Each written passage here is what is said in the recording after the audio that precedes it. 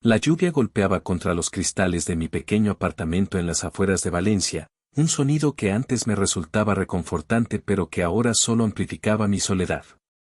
Me llamo Carmen Vidal, tengo 72 años, y hace 6 meses me diagnosticaron un cáncer de páncreas en fase avanzada. El médico, con esa mirada compasiva que he aprendido a odiar, me dio entre 8 y 12 meses de vida. Recuerdo haber salido de la consulta con las piernas temblorosas, aferrándome al papel con el diagnóstico como si fuera una sentencia de muerte, que en cierto modo lo era. Lo primero que pensé no fue en la muerte inminente, sino en mis 3 hijos, Alejandro, Lucía y Miguel. Hacía años que nuestra relación se había deteriorado, pero siempre pensé que en momentos cruciales la sangre pesaría más que los rencores acumulados. Esa misma tarde, sentada en mi mecedora junto a la ventana, marqué el número de Alejandro, mi primogénito. Siempre había sido el más pragmático, el empresario exitoso que había construido su vida en Madrid, lejos de nuestra pequeña ciudad y, con el tiempo, lejos de mí. El teléfono sonó 5 veces antes de que su voz, fría y distante, respondiera con un escueto sí. Le conté sobre mi diagnóstico, intentando que mi voz no se quebrara, tratando de sonar fuerte como siempre lo había sido ante mis hijos. Hubo un silencio al otro lado de la línea, tan largo que por un momento pensé que se había cortado la comunicación. Lo siento, mamá, dijo finalmente, pero ahora mismo estoy muy ocupado con la expansión de la empresa. Te llamaré en unos días para ver cómo podemos organizarnos. Nunca llamó. Lucía, mi única hija, siempre había sido la más sensible, la artista de la familia. Vivía en Barcelona con su pareja, dedicada a la fotografía y alejada de todo lo que le recordara su infancia. Nuestra última discusión había sido hace 3 años, cuando me negué a prestarle dinero para un proyecto artístico que me parecía destinado al fracaso. Me equivoqué, como tantas veces, y su exposición fue un éxito. Nunca me perdonó mi falta de fe. Cuando la llamé para contarle sobre mi enfermedad, su respuesta fue un suspiro cansado. Mamá, no puedo lidiar con esto ahora. Estoy en medio de una crisis personal y no tengo energía para tus problemas. Colgó antes de que pudiera responderle, dejándome con un nudo en la garganta y la sensación de que mi propia hija me consideraba una carga, un problema más en su complicada vida. Miguel, el menor, siempre había sido mi debilidad. El niño de ojos soñadores que quería ser escritor y que terminó trabajando en una oficina de seguros en Valencia, a solo media hora de mi casa. Nuestra relación se había enfriado cuando me opuse a su matrimonio con Laura, una mujer que yo consideraba manipuladora y que, efectivamente, lo abandonó 2 años después llevándose la mitad de sus ahorros. En lugar de acercarnos, aquella experiencia nos distanció aún más. Miguel me culpaba por haberle advertido, como si mis palabras hubieran sido una maldición en lugar de una preocupación maternal. Cuando lo llamé, su voz sonaba distante, como si estuviera hablando con una extraña. No es buen momento, mamá.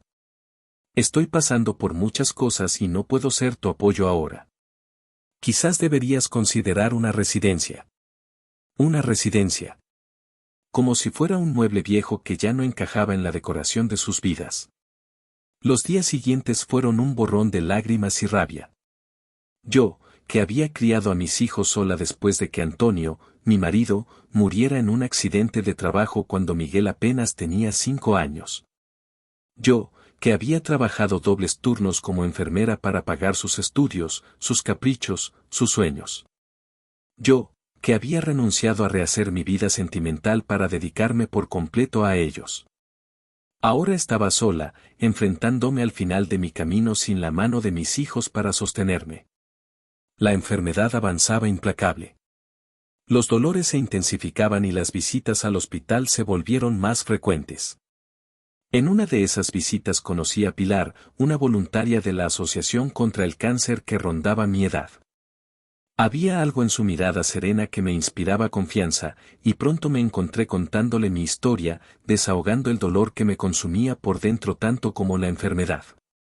Tus hijos están equivocados, me dijo un día mientras me acompañaba a casa después de una sesión de quimioterapia, pero el rencor solo te está envenenando a ti. Quizás necesites mostrarles el camino de regreso. Aquella noche, entre náuseas y mareos, tuve una idea. Una idea nacida de la desesperación, del miedo a morir sola, pero también de un último destello de esperanza. Al día siguiente, con las pocas fuerzas que me quedaban, me dirigí al banco donde guardaba mis ahorros. No era una fortuna, apenas unos 30.000 euros que había logrado juntar durante mi vida de trabajo, pero era todo lo que tenía. Retiré 5.000 euros en efectivo y luego visité a Martín, un viejo amigo abogado que siempre había estado enamorado de mí en silencio. Le expliqué mi plan y, aunque al principio se mostró reticente, terminó aceptando ayudarme. Es una mentira piadosa, le dije, una última oportunidad para reconciliarme con mis hijos antes de partir. Martín redactó un documento oficial con aspecto impresionante, lleno de términos legales y sellos que lo hacían parecer auténtico. En él se detallaba cómo yo, Carmen Vidal, había sido beneficiaria de una herencia de 2 millones de euros proveniente de un tío lejano en Argentina, un familiar del que nunca había hablado porque, en realidad, no existía. El documento especificaba que el dinero estaba depositado en una cuenta especial y que solo podría disponer de él después de cumplir ciertas condiciones establecidas por el difunto. Con el documento en mano y el corazón latiéndome con fuerza, llamé a mis 3 hijos. Esta vez no mencioné mi enfermedad. Les hablé de una noticia importante que debía comunicarles en persona, en mi casa, el domingo siguiente. Ninguno pareció particularmente interesado, pero la mención de un asunto legal y financiero despertó su curiosidad lo suficiente como para que aceptaran venir. El domingo amaneció soleado, como si el cielo quisiera compensarme por todas las tormentas anteriores. Me levanté temprano, ignorando el dolor que me atravesaba el cuerpo, y preparé la casa como en los viejos tiempos. Cociné paella, el plato favorito de Alejandro, hice una tarta de manzana para Lucía y compré esas galletas de chocolate que Miguel devoraba de niño. La mesa estaba puesta con el mantel de las ocasiones especiales y las copas de cristal que solo usábamos en Navidad. Quería que todo fuera perfecto, que recordaran que esta era su casa, que yo seguía siendo su madre. Alejandro llegó primero, puntual como siempre. Entró con ese aire de importancia que había adoptado desde que su negocio comenzó a prosperar, besándome en la mejilla con distancia, como quien cumple un trámite. Lucía apareció media hora después, con su pelo teñido de un nuevo color y esa mirada esquiva que evitaba encontrarse con la mía. Miguel fue el último, arrastrando los pies como si cada paso hacia mi casa fuera un esfuerzo sobrehumano. Ninguno preguntó por mi salud, por cómo me encontraba. Sus ojos recorrían la casa buscando signos de deterioro, quizás preparándose mentalmente para lo que consideraban inevitable, tener que hacerse cargo de su madre enferma. Los invité a sentarse en la sala, ofreciéndoles café y dulces que apenas tocaron. Podía sentir su impaciencia, su deseo de terminar con aquella visita lo antes posible para volver a sus vidas, esas vidas en las que yo era apenas un recuerdo incómodo, una obligación pendiente. Con manos temblorosas, saqué el documento que Martín había preparado y lo coloqué sobre la mesa de centro. He recibido una noticia inesperada, comencé, notando cómo sus miradas se enfocaban de repente en el papel. Un tío lejano, hermano de mi madre, falleció en Argentina dejándome como su única heredera. 2 millones de euros. El silencio que siguió fue absoluto. Podía escuchar el tic-tac del viejo reloj de pared, ese que había comprado Antonio en nuestro primer aniversario. Alejandro fue el primero en reaccionar, inclinándose hacia adelante para examinar el documento con ojos entrecerrados. Lucía se llevó una mano a la boca, ahogando una exclamación de sorpresa. Miguel simplemente me miraba, como si estuviera viendo a una extraña. ¿Es esto real?, preguntó finalmente Alejandro, su voz teñida de una emoción que no le había escuchado en años. Completamente, respondí, sosteniendo su mirada. Pero hay condiciones. El dinero está en un fideicomiso y solo puedo acceder a él si cumplo con la voluntad de mi tío, pasar mis últimos años rodeada de mi familia. Fue como si hubiera lanzado una piedra en aguas tranquilas. De repente, mis 3 hijos comenzaron a hablar al mismo tiempo, ofreciéndome soluciones, propuestas, ideas sobre cómo podríamos organizarnos para cumplir con esa condición. Alejandro sugirió que podría venir a Madrid, que tenía una habitación de invitados que casi nunca usaba. Lucía, con lágrimas en los ojos que no supe interpretar, dijo que Barcelona era una ciudad maravillosa para personas mayores, con excelentes servicios médicos. Miguel, mi pequeño Miguel, propuso que me quedara en Valencia pero que él podría visitarme más a menudo, quizás incluso mudarse más cerca. Los observé mientras hablaban, mientras planificaban mi futuro con un entusiasmo que no habían mostrado cuando les conté sobre mi enfermedad. Sentí una punzada de dolor que no tenía nada que ver con el cáncer. ¿Era esto lo que se necesitaba para que mis hijos volvieran a preocuparse por mí? ¿La promesa de una herencia millonaria? Hay algo más que deben saber, dije finalmente, interrumpiendo sus planes. Estoy enferma. Tengo cáncer de páncreas en fase terminal. Me quedan pocos meses de vida. Sus rostros cambiaron instantáneamente. Vi culpa, vergüenza, pero también cálculo. Casi podía escuchar sus pensamientos: si yo moría pronto, el dinero pasaría a ellos. Era una ecuación simple, despiadada. ¿Por qué no nos lo dijiste antes?, preguntó Lucía, con una indignación que me pareció fuera de lugar. Lo hice, respondí simplemente. Los llamé a cada uno de ustedes hace 6 meses, cuando recibí el diagnóstico. Ninguno tuvo tiempo para mí entonces. El silencio que siguió fue denso, cargado de recriminaciones no dichas y verdades incómodas. Alejandro se pasó una mano por el pelo, gesto que hacía desde niño cuando se sentía acorralado. Lucía miraba por la ventana, evitando mis ojos. Miguel, siempre el más transparente, tenía la mirada fija en el suelo, las mejillas encendidas de vergüenza. Mamá, nosotros. Comenzó Alejandro, pero lo interrumpí con un gesto. No quiero excusas ni disculpas forzadas.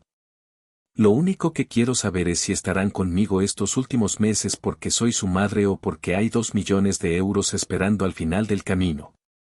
Ninguno respondió inmediatamente. Se miraron entre ellos, como buscando en los otros una respuesta que no encontraban en sí mismos. Finalmente, fue Miguel quien habló, con voz quebrada: lo siento, mamá. Lo siento tanto.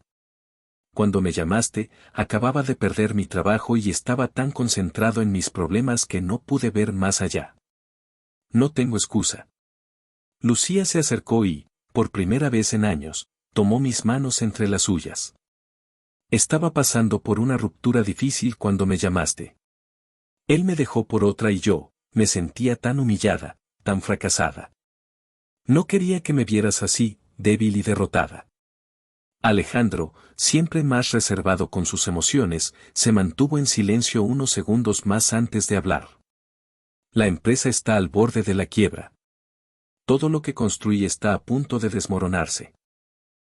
Cuando me llamaste, acababa de despedir a 20 empleados y no podía enfrentar un problema más. Fui egoísta y cobarde.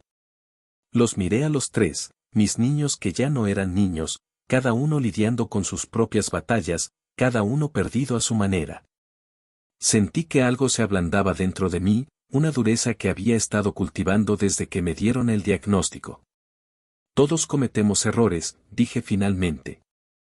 Yo también los cometí cuando eran pequeños. Fui demasiado estricta, demasiado controladora. Tenía tanto miedo de fallarles después de que su padre muriera que me olvidé de dejarlos crecer, de dejarlos equivocarse. Hubo lágrimas entonces, muchas lágrimas. Abrazos torpes al principio, luego más firmes, más sinceros. Confesiones susurradas, perdones ofrecidos y aceptados.